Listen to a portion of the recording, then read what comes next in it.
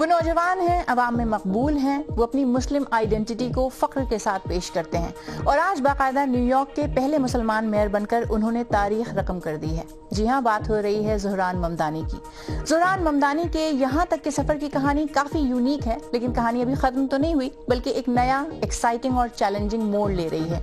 Left wing यानी बाईं बाजू की सोच रखने वाले ज़ोहरान ममदानी ने अपने कैंपेन्स में आम लोगों के लिए बहुत से वादे किए। इनफैक्ट उनकी बाज़ बयानात और वादों ने कुछ लोगों को नाराज भी कर दिया। आज जब उन्होंने अपना ओहदा संभाल लिया है तो अब उनका असल टेस्ट होगा। मैं हूं समरा फातिमा और ये आज BBC न्यूज़ उर्दू के प्रोग्राम जहानुमा की हमारी टॉप स्टोरी है। इसके अलावा प्रोग्राम में देखिएगा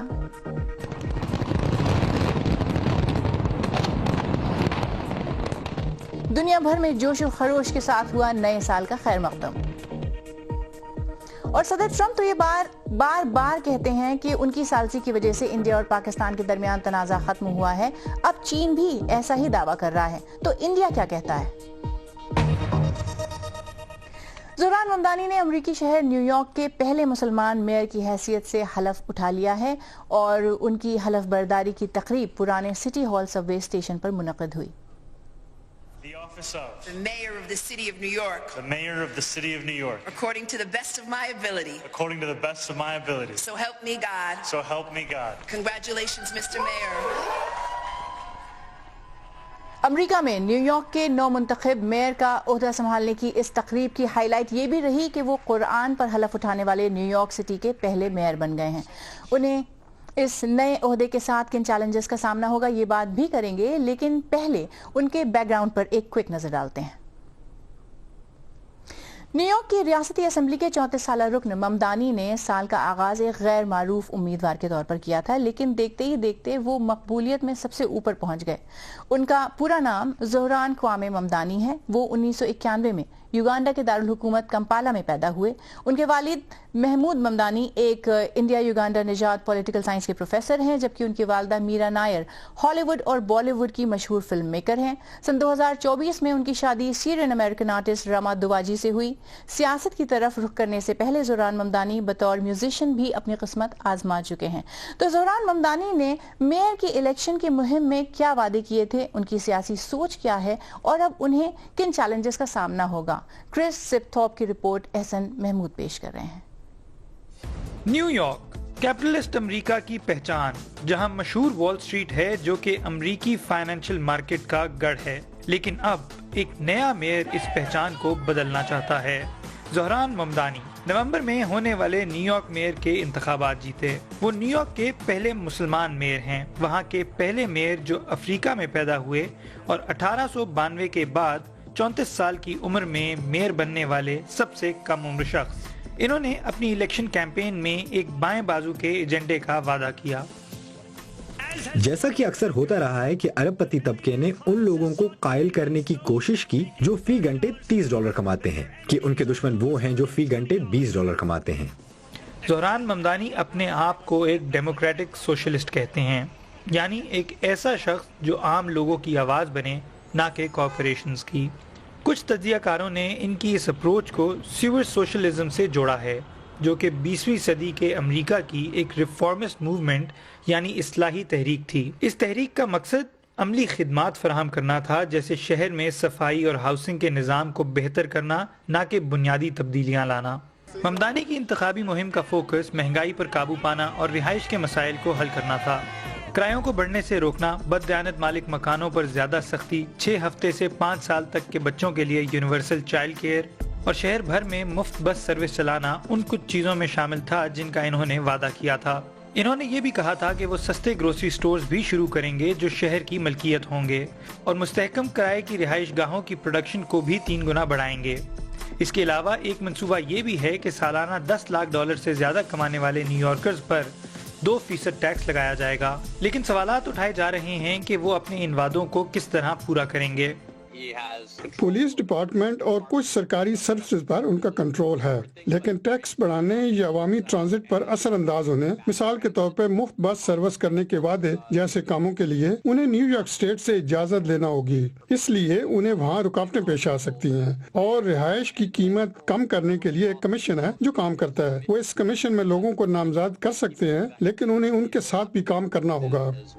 ज़ोहरान ममदानी ने आलमी मसाइल पर बात करने पर भी कभी हिचकिचाहट नहीं दिखाई। इन्होंने गजा जंग के दौरान इजराइल के रवैये की मजम्मत की। इन्होंने कहा कि अगर वजीर आजम बेंयामिन नेतन्याहू न्यूयॉर्क सिटी में कदम रखते हैं तो वो इन्हें वॉर क्रिमिनल के तौर पर गिरफ्तार करने की हिमायत करेंगे। फिर बात आती है ज़ोहरान ममदानी के सदर ट्रंप से ताल्लुकात की। डोनाल्ड ट्रंप, क्योंकि मुझे पता है तुम देख रहे हो, मेरे पास तुम्हारे लिए 4 अल्फाज हैं। Turn the volume up. Turn the volume up. इंतखाबात से पहले सदर ट्रंप ने कहा था कि अगर ममदानी जीत गए तो वो न्यूयॉर्क को वफाकी फंडिंग से कम हिस्सा भेजने से जरा भी नहीं हिचकिचाएंगे। नए मेयर ज़ोहरान ममदानी ने कहा है कि ये कोई कानून नहीं, धमकी है।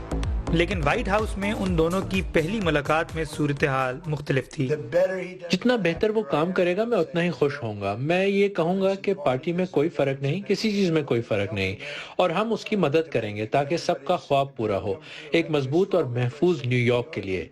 और मुबारक हो मिस्टर मेयर। बाएं बाजू की तरफ झुकाव रखने वाले नए मेयर सदर ट्रंप की इंतजामिया में कैसे काम करते हैं, इस पर सियासी तकसीम के दोनों अतराफ नजर रखी जाएगी और अगले कुछ बरसों में सामने आ जाएगा कि इसका क्या नतीजा निकलता है। और इस बारे में मजीद बात करने के लिए इस वक्त वाशिंगटन से हमें ज्वाइन कर रहे हैं सहाफ़ी सलीम रिजवी। सलीम, बहुत शुक्रिया हमें ज्वाइन करने के लिए। सबसे पहले तो ये बताइए कि आज सिटी हॉल सबवे स्टेशन से तकरीब हुई, इसके अलावा आज की हाईलाइट क्या थी तकरीब की? जी, सबसे अहम तो वही थी कि भाई लीगली चूंकि न्यूयॉर्क सिटी में 12 बजे रात तक पुराने मेयर थे, उसके बाद ऐसा लम्हा नहीं आ सकता था लीगली कि कोई मेयर ना हो, इसलिए आधी रात के करीब ज़ोहरान ममदानी ने मेयरशिप के ओथ ली।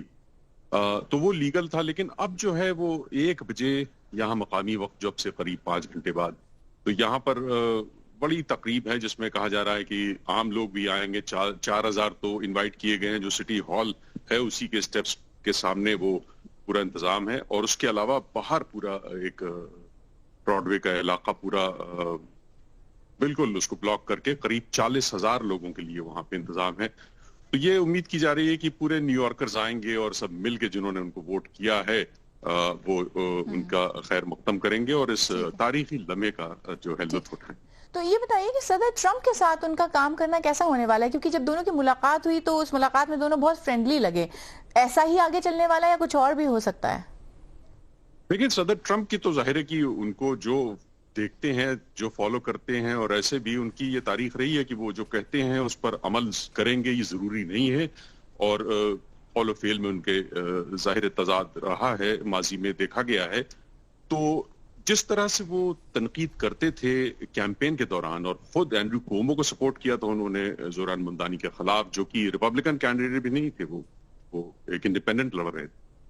तो उन्होंने कहा था कि मैं इनको न्यूयॉर्क का मेयर तो नहीं बनने दूंगा। तो ये सारी चीजें तो माजी में थी, लेकिन अब जो उन्होंने उनकी तारीफों के पुल बांध दिए थे व्हाइट हाउस में जब मीटिंग करी, तो लग ये रहा है कि वो कुछ नरम पड़े हैं। लेकिन जाहिर है कि डोनाल्ड ट्रंप साहब का कुछ नहीं पता कि वो क्या कर सकते हैं। और एक चीज जो अहम है हमरा उसमें कि ये पॉलिटिकल इलेक्शन का साल है 2026, और इसमें बड़े अहम मिड टर्म्स हैं जो कि इनकी खुद ट्रंप एडमिनिस्ट्रेशन के लिए बहुत जरूरी है, ट्रंप की सदारत के लिए बहुत जरूरी है।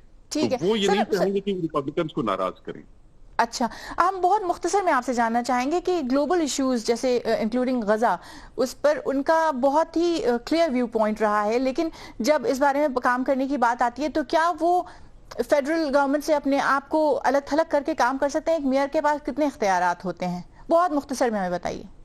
देखिए, लीगली तो वो नहीं कर सकते, क्योंकि ये एक मेयरल पोजीशन सिर्फ ये न्यूयॉर्क सिटी तक महदूद है। और ये भी है कि अमेरिका जो इंटरनेशनल क्रिमिनल कोर्ट है उसके रोम स्टैट्यूट का सिग्नेटरी नहीं है, तो लीगली कोई उनको मौक़िफ़ नहीं है कि वो अरेस्ट करें। लेकिन बहुत शुक्रिया सलीम। और देखते देखते हम दाखिल हो गए 2026 में। कैसे मनाया गया नया साल सारी दुनिया में, देखिए हमारे नेक्स्ट सेगमेंट में।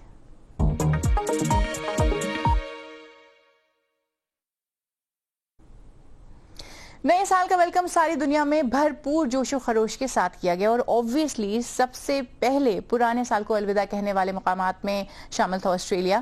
سڈنی کے ہاربر برج اور اوپرا ہاؤس کے باہر رات 12 بجے آسمان آتش بازی سے جگمگا اٹھا۔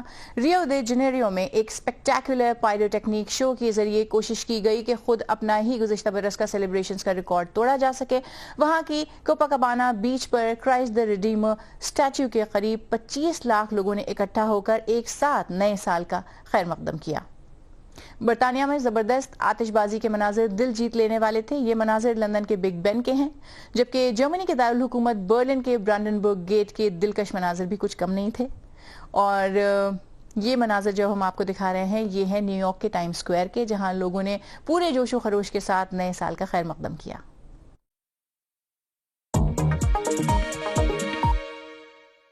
اور اب ایک نظر ڈالتے ہیں دنیا بھر کی کچھ اور اہم خبروں پر۔ سوئٹزرلینڈ کے اسکی ریزورٹ کرانس مونٹانا کے ایک بار میں آگ لگنے سے درجنوں افراد کی ہلاکت کا خدشہ ہے۔ جس وقت آگ لگی یہ بار نئے سال کی تقریبات منانے والوں سے بھرا ہوا تھا۔ اس حادثے میں متعدد افراد زخمی بھی ہوئے ہیں۔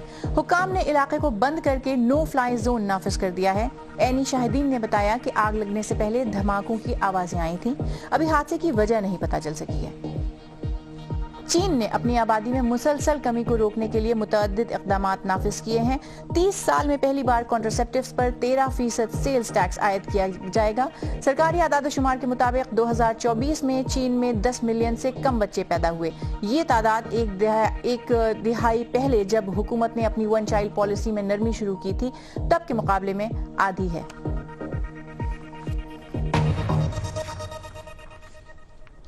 امریکی صدر ڈونلڈ ٹرمپ کی جانب سے بار بار انڈیا اور پاکستان کے درمیان فوجی کشیدگی کو کم کرنے کے دعووں کے بعد اب چین نے بھی اسی نوعیت کا دعویٰ کر دیا ہے۔ چینی وزیر خارجہ وانگ ای کا کہنا ہے کہ بیجنگ نے دنیا کے مختلف تنازعات میں ثالثی کا کردار ادا کیا، جن میں انڈیا اور پاکستان کے درمیان حالیہ کشیدگی بھی شامل ہے۔ حالانکہ انڈیا کسی بھی تیسرے فریق کی ثالثی کے دعووں کو سختی سے مسترد کرتا رہا ہے۔ انڈیا میں ہمارے نامہ نگار شکیل اختر بتا رہے ہیں کہ انڈیا اس معاملے میں اپنا موقف واضح کرتا کیوں نہیں؟ یہ پہلا موقع ہے جب چین نے انڈیا اور پاکستان کے درمیان جنگ بندی کرانے میں کوئی کردار ادا کرنے کا دعویٰ کیا ہے۔ چین کی جانب سے جنگ بندی میں ثالثی کی بات کہے جانے پر انڈیا میں حیرت کا اظہار کیا گیا ہے۔ وزیر خارجہ وانگ ای نے کہا کہ چین نے دیرینہ امن کے قیام کے لیے ایک منصفانہ پالیسی اختیار کر رکھی ہے۔ اسی آبجیکٹو پالیسی کے تحت ٹکراؤ کے معاملے کو حل کرنے کے لیے چین نے میانمار، ایران کے نیوکلیئر معاملے، فلسطین اور اسرائیل کے ایشو کے ساتھ ساتھ انڈیا اور پاکستان کی کشیدگی کی صورتحال میں بھی ثالثی کی تھی۔ پہلگام حملے کے بعد 7 سے 10 مئی تک انڈیا اور پاکستان کے درمیان فضائی جنگ ہوئی تھی۔ 10 مئی کو دوپہر بعد اچانک جنگ بندی ہو گئی تھی۔ انڈیا اس لڑائی کو بند کرانے میں کسی تیسرے فریق کی ثالثی سے انکار کرتا رہا ہے۔ اس سے پہلے امریکہ کے صدر ڈونلڈ ٹرمپ نے بھی انڈیا اور پاکستان کے درمیان مئی کی لڑائی میں جنگ بندی کرانے کا دعویٰ کیا تھا۔ انڈیا نے امریکی صدر کے دعوے کو کبھی تسلیم نہیں کیا۔ بعض مبصرین کا خیال ہے کہ انڈیا کے انکار کے سبب امریکہ سے اس کے تعلقات میں تلخی پیدا ہوئی۔ دوسری جانب پاکستان نے جنگ بندی کے لیے صدر ڈونلڈ ٹرمپ کی ستائش کی تھی۔ انڈیا مسئلہ کشمیر کو انڈیا اور پاکستان کا ایک باہمی مسئلہ تصور کرتا ہے۔ اس کی کوشش رہی ہے کہ کشمیر کا تنازع انٹرنیشنل رنگ نہ اختیار کر سکے، اس لیے وہ اس معاملے میں کسی تیسرے فریق کی شمولیت سے انکار کرتا رہا ہے۔ اس کے برعکس پاکستان کشمیر کو ایک تصفیہ طلب تنازع تصور کرتا ہے اور وہ بین الاقوامی پلیٹ فارموں پر اس تنازع کو اٹھاتا رہا ہے۔ وہ اس مسئلے کے حل کے لیے بین الاقوامی ثالثی کے لیے بھی تیار ہے۔ سائنسدانوں کا کہنا ہے کہ بحیرہ روم میں شارک کی کئی قسموں کے مکمل طور پر غائب ہونے کا خطرہ ہے اور سب سے زیادہ خطرہ گریٹ وائٹ شارکس کو ہے۔ گریٹ وائٹ شارک بحیرہ روم میں موجود شارک کی ان 20 قسموں میں سے ایک ہے جن کو سمندری حیات کی تحفظ سے متعلق عالمی قوانین کے تحت پروٹیکشن حاصل ہے۔ یہ شارک شمالی افریقہ کی مچھلی منڈی میں فروخت کی جا رہی ہیں۔ بی بی سی کی وکٹوریا گل کی رپورٹ پیش کر رہی ہیں خدیجہ عارف۔ سوشل میڈیا پر شیئر کی گئی ایسی ویڈیوز میں معدومی کی شکار شارکس کو مار کر بحیرہ روم کے بعض حصوں میں غیر قانونی طور پر فروخت کیا جا رہا ہے۔ سائنسدانوں کا کہنا ہے کہ یہ عمل ان شارکس کے وجود کو مزید خطرے میں ڈال سکتا ہے۔ ہم سسیلی اور شمالی افریقہ کے درمیان بحیرہ روم کے ایک مشن میں شامل ہوئے۔ تحقیقی ٹیم نے شمالی افریقہ کے ساحل پر موجود منڈیوں میں ان شارکس کو فروخت ہوتے دیکھا جن کی وہ نگرانی کر رہے ہیں۔ ہم نے جنوری سے اب تک تقریباً 40 شارک پکڑے ہیں جو کہ گریٹ وائٹ کی آبادی کے لحاظ سے بہت زیادہ ہیں، وہ بھی جب ان کی آبادی انتہائی خطرے سے دوچار ہے۔ اس مشن کا ایک مقصد گریٹ وائٹ شارکس پر سیٹلائٹ ٹیگ یعنی ٹریکنگ ڈیوائس لگانا ہے۔ یہ ٹیم 2023 میں ایک نایاب میکو شارک کو ٹیگ لگانے میں کامیاب ہوئی تھی۔ ٹیگ لگانے کا عمل تکلیف دہ ہوتا ہے، لیکن محققین کا کہنا ہے کہ ان آلات سے حاصل ہونے والی معلومات انتہائی قیمتی ہوتی ہیں۔ اس بار شارک کو متوجہ کرنے کے لیے ٹیم اپنے ساتھ بڑی مقدار میں مچھلیاں لائی ہے۔ اس جہاز پر 3.5 ٹن بیٹ یا چارہ لایا گیا ہے۔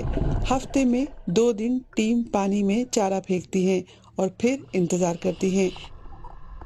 اسی دوران اس ٹیم کو خبر ملی کہ ایک نوجوان گریٹ وائٹس کو قریب کی فشری میں مار دیا گیا ہے۔ اس کو مردہ دیکھنا ایک اور جانور کا نقصان ہے جس کے بارے میں ہمیں معلوم ہے کہ اسے معدومی کا خطرہ ہے۔ وہ معدوم ہو سکتی ہے اور اس کی زندگی کا سلسلہ ختم ہو سکتا ہے۔ ماہرین کی اس ٹیم نے شمالی افریقہ کے بحیرہ روم کے ساحل پر کئی فشنگ پورٹس کا دورہ کیا۔ انہوں نے ٹیونس کی ایک منڈی میں فروخت کے لیے رکھی گئی گریٹ وائٹ شارک کی ویڈیو بھی بنائی۔ حالانکہ یہ واضح نہیں کہ یہ محفوظ اقسام حادثاتی طور پر یا جان بوجھ کر پکڑی گئیں، لیکن انہیں پکڑنا اور فروخت کرنا غیر قانونی ہے۔ بی بی سی نے اس سال سوشل میڈیا پر سامنے آنے والی دیگر ویڈیوز کی بھی تصدیق کی ہے۔ یہاں ٹیونس کی منڈی میں ایک پروٹیکٹڈ شارک فروخت کے لیے تیار کی جا رہی ہے۔ یہ ویڈیو الجزائر کی ایک بندرگاہ کی ہے۔ 2 ہفتے کے اس تحقیقی مشن کے دوران ٹیم ایک بار پھر شارک کو پکڑ کر ٹیگ نہیں کر سکی۔ یہ افسوسناک ہے، دل توڑ دینے والا ہے۔ یہ ہمارے ماحولیاتی نظام کی تباہ حالی کی عکاسی کرتا ہے۔ ٹیم کا کہنا ہے کہ ان کی کوششیں یہاں ہونے والی ماہی گیری کے مقابلے میں کچھ بھی نہیں۔ ان شارکس کے تحفظ کو یقینی بنانے کے لیے ضروری ہے کہ میڈیٹرینین سی کے گرد موجود درجنوں ممالک مل کر کام کریں۔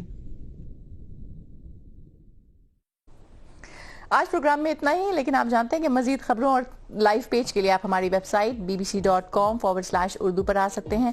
یہ پروگرام آپ BBC اردو کے فیس بک پیج اور یوٹیوب چینل پر بھی دیکھ سکتے ہیں۔ سمرا فاطمہ کو اجازت دیجیے، نیا سال آپ سب کو مبارک ہو۔